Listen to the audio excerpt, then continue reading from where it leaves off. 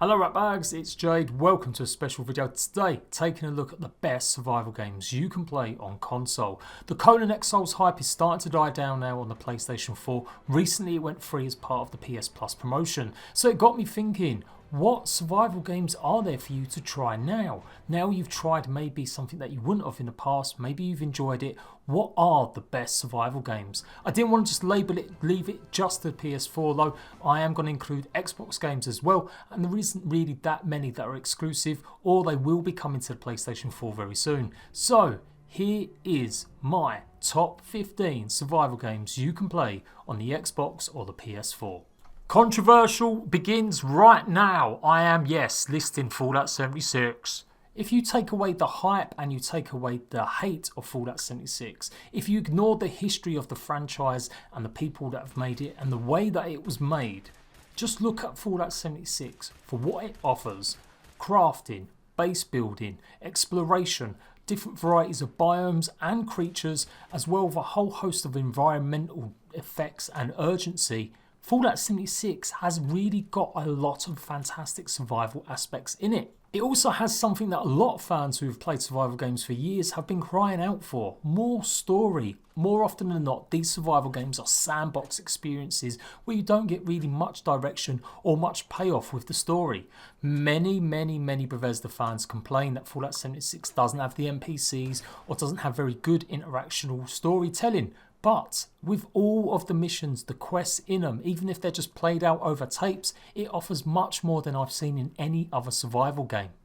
As you progress through the game, you're going to unlock better weapons, the opportunity to craft and make more adjustments and additions to your base, and you will come across harder enemies, with a huge map to explore with very different biomes and lots of interesting locations. For me now, the best way to play it is in the brand new survival beta they've launched, where you actually have real full PvP with other players. There's certainly some bugs and kinks they need to iron out, and some of the aspects of it I don't agree on. Currently right now it lists the top 3 players for kills in the game, so you pretty much know where they always are. That seems a bit mad. If they wanted to style themselves on Rust, which is one of the most premium PvP experiences you can play in survival, then they are really failing. And they've failed at so many different aspects of making Fallout 76 a compelling game or a compelling entry into the Fallout universe. But on its own, like I said, if you imagine a world where none of that ever existed and Fallout 76 was a brand new game, I think a lot of people would be loving it. Bugs, glitches and horrible shady business practices. Number 14 is pretty much the only game that PlayStation fans will probably never get to play: State of Decay. Both the remaster and the sequel, State of Decay 2, offer pretty much the same sort of gameplay. Running around, gathering resources, keeping yourself away from the zombie hordes. Zombies are going to come up frequently in survival games. They just seem to be the go-to enemy to really populate a world. State of Decay 2 was received pretty roughly by people. They didn't see it as a leap forward from the original, but taken overall, both games offer huge amounts of crafting, huge amounts of exploration, and the basic needs for survival. Strategizing whether or not you've got the right equipment to go into a zombie infested area, making sure that you are keeping your base and your settlements happy and you're topping them up with resources, it becomes much more than simply just going around and shooting zombies.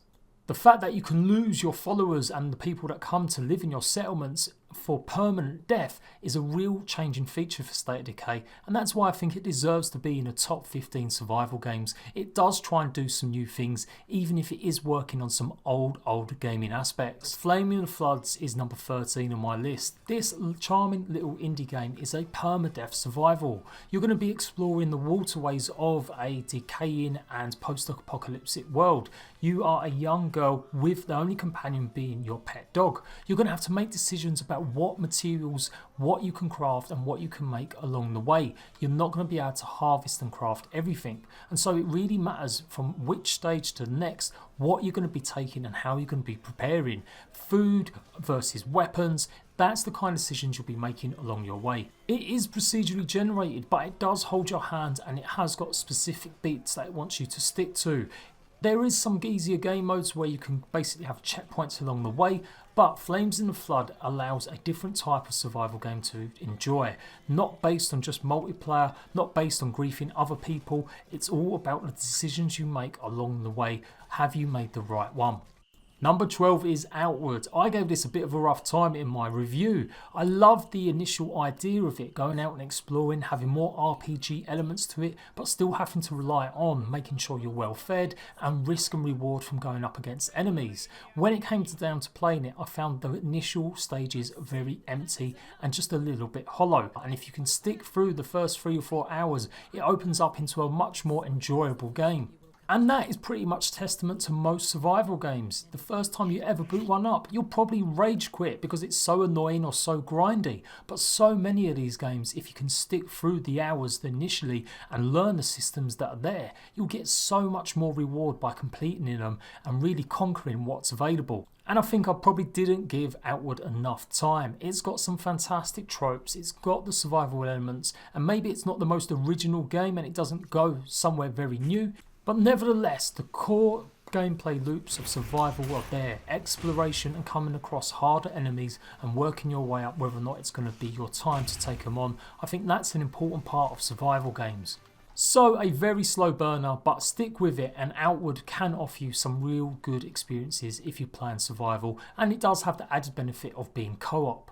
Number 11 is another Xbox and PC exclusive at the moment, but there are definite talks about bringing this game over to Nintendo Switch and the PlayStation 4, Astronomia.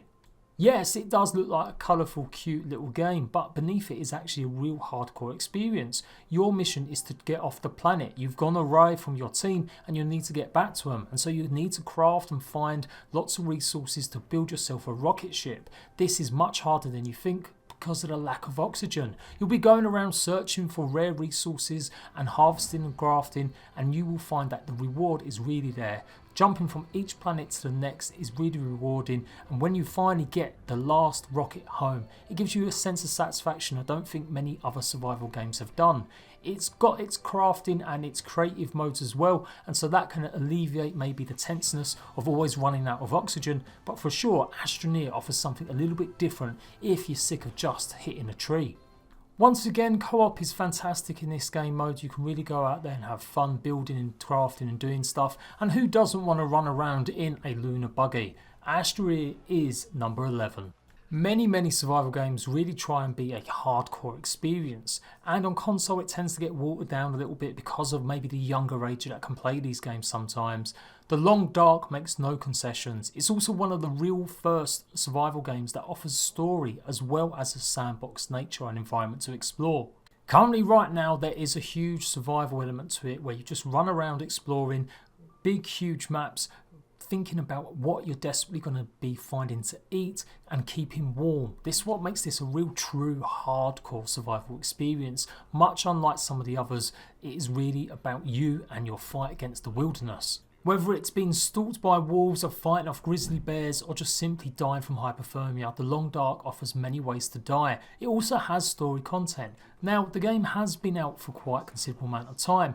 During the early access period, it only had the survival mode and it promised a 5-episode story arc. Right now there is 2 episodes available, but it's taken 18 months to work on the next one and there's still no release date. So, grab this game for the survival experience and treat the story as a bonus. Many of the reviewers gave the first 2 episodes a very lukewarm reception because it's sandbox nature that really makes The Long Dark stand out. But the creators really didn't like that. They were really proud of the story they're crafting, and so they went back and redid some of the story. They redid and rebuilt some of the game, even though it come out with early access, because they just really weren't happy with the reception it got. So The Long Dark offers a compelling but ultra tough way to play a survival game. Another game you're going to be spending in the cold a lot of time is Fade to Silence. Now this is a real new addition. It's literally only come out a few days ago, but already I am in love with this one. It's got something I think that really melds together all the survival aspects you come to expect. Reliance on food, worrying about enemies and making sure that you're safe from the environmental cold. It's another tough game and it isn't definitely for noobs, but Fade to Silence offers a whole bunch of survival aspects that I'm really enjoying, not to mention some new things like being able to build your own settlement and wondering whether or not the players that you're recruiting are going to do the right job for you.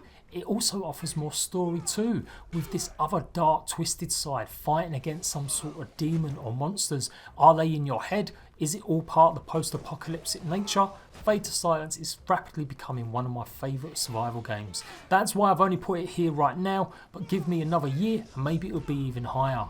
Hunting for deer, gathering more resources and keeping your followers happy is all part of the game, and making treks and debating whether or not you've got the right materials and resources to go ahead and try and take out some enemies. That's all part and parcel for Fade to Silence.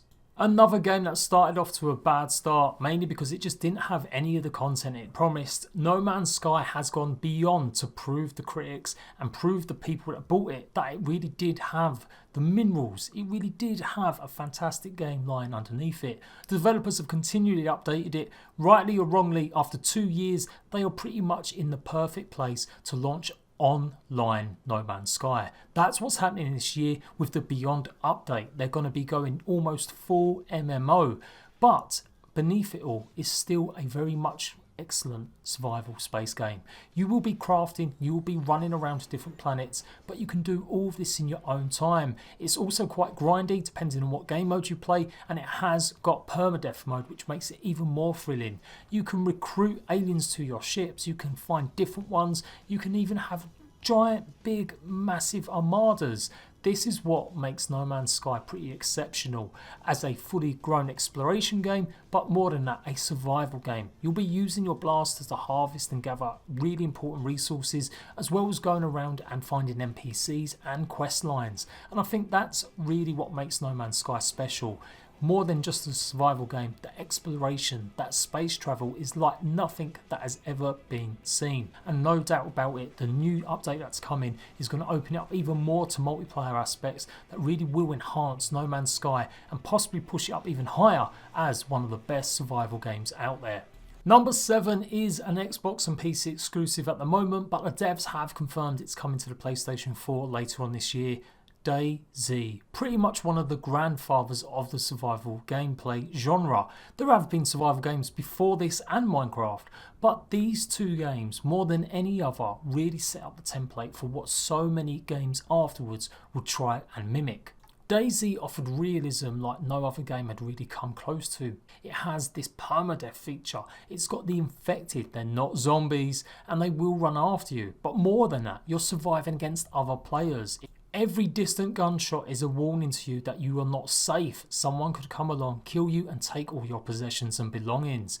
This is what makes DayZ more special than any of the other games. It really was the birth of player versus player survival. It just got left behind a little bit. It took so long to make, so long to get on console and in a finished state on PC, nearly 6.5 years.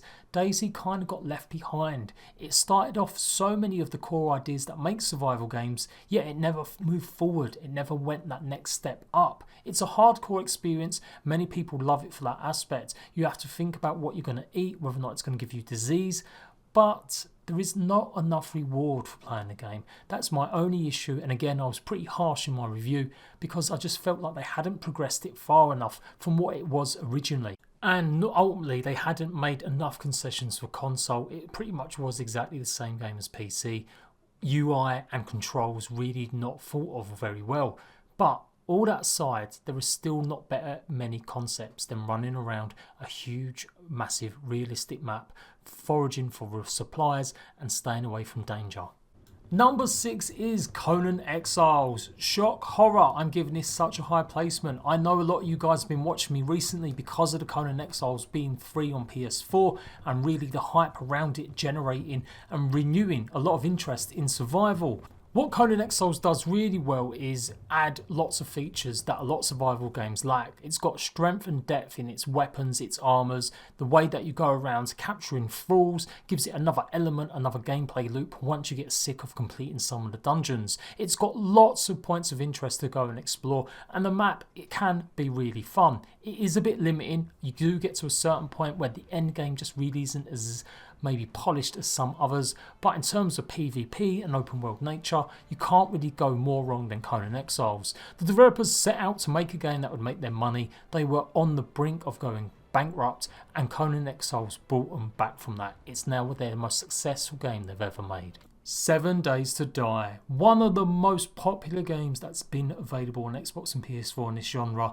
This block building zombie horde game has absolutely got the right to be in the top 5. It is littered with bugs, it's littered with glitches, and it hasn't received any updates for the main game in nearly 18 months. It's in development hell at the moment due to some court proceedings going on between its publisher, or its old publisher, Telltale Games, but it does look like there will be an answer soon. 7 Days to Die, regardless of all the problems and issues, is still one of the best survival games out there.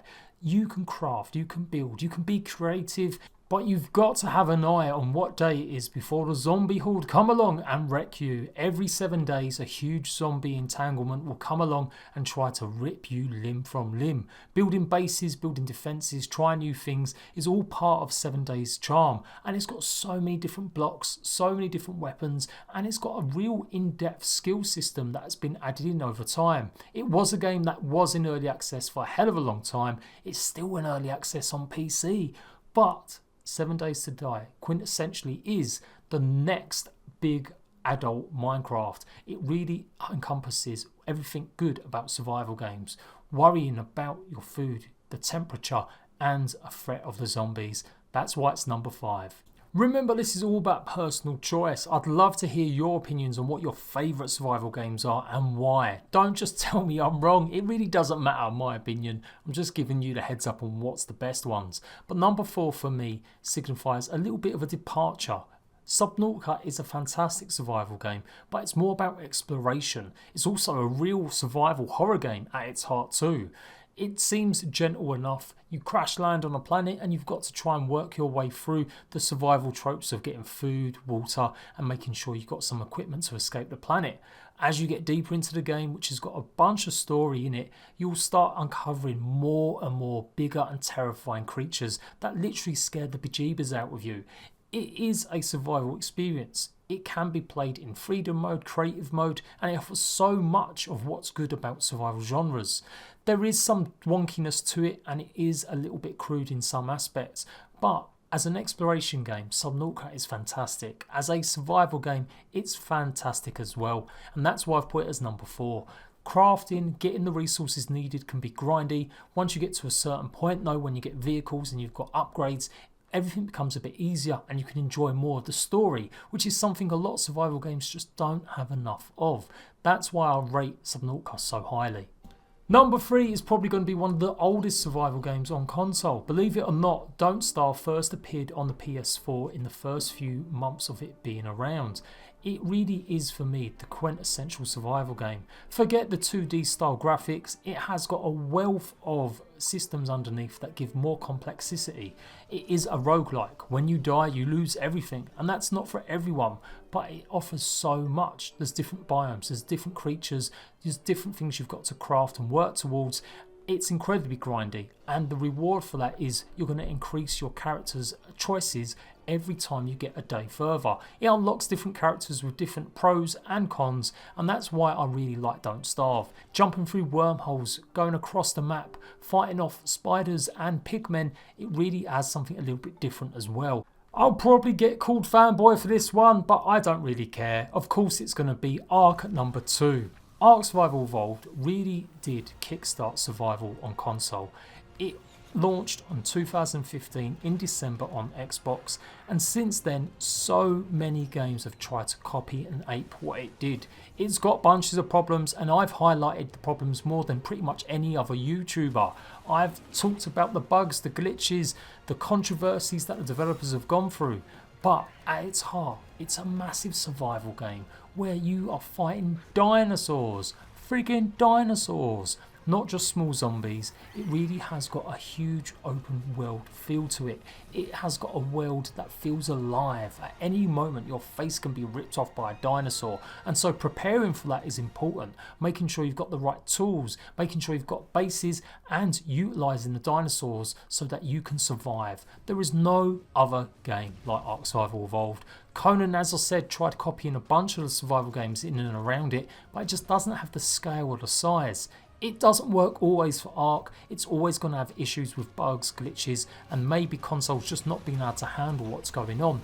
But the concept, the core idea of Ark Survival Evolved means it's going to be the most popular survival game on console almost ever. At this last point of counting, 14 million people have played it. Over 6.5 million players have played it on the PlayStation 4, with another 2 or 3 million on Xbox, let alone all that everyone else playing it on PC. It's available on Switch now as well, and mobile. There's no doubt about it. Ark is a behemoth. It was never reviewed well, and it still doesn't get good reviews from the players. But so many people try this game because of the shock and awe of seeing these massive dinosaurs, the way that you can craft and build and be creative with so many different build pieces. It really does put Ark above the rest. Hello, welcome to another episode of Jade Plays Games, Minecraft PS4 edition. Now, before I mention number one, I have got to talk about something pretty controversial.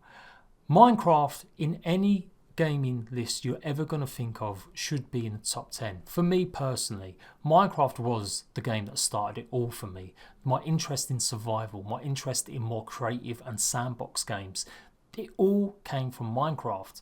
I haven't put it as number one outwardly though, because it isn't that anymore. It isn't just a survival game, it is a fantastic, great game.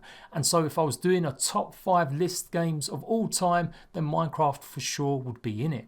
But as a purely survival game, it just doesn't have them features anymore. It just doesn't actually make you worry or fear about surviving. I remember not playing the game for 6 months with zombies on because I didn't like the sound of them at my door. But take away that aspect, you really don't feel like the stakes are too high. It's more about a creative game. It's more about forging an adventure rather than necessarily fighting against the odds or the elements or maybe just hunger and thirst. So before I reveal what I think is the best survival game on console, I do just want to iterate that Minecraft is a fantastic game and I could easily have put it as number one, but I just feel it's in a different genre now than survival, and for that reason I don't think I can give it the number one survival game. But just like DayZ, none of the survival games I've mentioned would be able to be anywhere close to what they are without the influence of Minecraft. Believe it or not, Minecraft has influenced nearly every single one of the ones I've mentioned in some way or form, whether it's the UI, the crafting mechanics, even the way that the AI acts. Minecraft is truly the godfather of survival games. It wasn't the first, but it was one of the most popularising games. It really did start the survival genre into what we know now. Or I just really forgot about some of the games I'd put in, and I'd already done the intros, counting them down, and I really didn't want to have to go through it all once more, so I just shoehorned Minecraft and pretended it wasn't really a survival game when it is the king daddy of all survival games. Oh yeah, this one too, Terraria. Love this game. Is it a survival game? I'm not sure, but it is also one of my favourite games ever. So what is number one? What quintessentially is the best survival game? It's going to be really controversial, and you guys can mix it up and tell me I'm wrong if you want. I don't really care. The Forest, for me, is quintessentially the ultimate survival game. You crash land on an island, your son is missing, you have to gather resources to build yourself up, and before you know it, you come face to face with a horde of mutant cannibals. This game has everything. You can build big, huge palisades and houses and forts, but following the story beats also gives The Forest an edge over every other game. It really gives something more unique. It does borrow heavily from the crafting elements of other games, and of course running around being worried about temperature and food is nothing new, but the way that the enemies stalk you, it adds another survival element that not many games get right. Conan Exiles have tried with their Horde mode, 7 Days to Die have also been really good at it as well, but The enemies, the AI in the forest are probably some of the best I've ever seen. The way they tinker around and they're just scarily running around you, it scares the bejeebers out of me. You could almost call it a horror game. For that reason, sometimes I can't actually sit through the forest unless I'm playing with someone else because it scares the crap out of me. It's got survival, it's got creativity, it's got good AI, it's got a big massive area to go and explore, and it's got story, something that's so missing from so many games in the genre, and it really does it well. It is one of them games that doesn't maybe have enough longevity. Once you complete the story, there isn't that much to do around the islands, and there isn't that many different game mechanics for you to go and explore or change or do, like go and get new dinosaurs, or whether or not it's exploring every point of interest in Conan. It doesn't take up every ounce of your time, and I think that's why I like it as well. It's got a good beginning, a fantastic middle, and it comes to a really healthy conclusion. That's why The Forest should be the #1 game. Currently available only on PC and PlayStation 4, but the developers have said they're going to be putting it on more platforms in the future. So expect to see it on Xbox, possibly even Nintendo Switch before the end of the year. I am JPG, I'm really opinionated. You're going to disagree, I'm sure, but it doesn't really matter. They're all fantastic survival games. I'm just pleased so many players are now interested in it via playing Conan on PS4, or maybe it was playing Ark on the Games Pass on Xbox. Let me know your first survival game you've played. Let me know which one you are enjoying the most right now, and what one do you really want to come to console in the future. For all survival news, I will be there first, showing you guys everything there is to do with PC survival games, games coming to console, and the best that are already available. Don't forget to like the like button, make sure you've got notifications turned on, and I'm going to get a glass of water because I've started losing my voice. Until next time, ratbags, laters!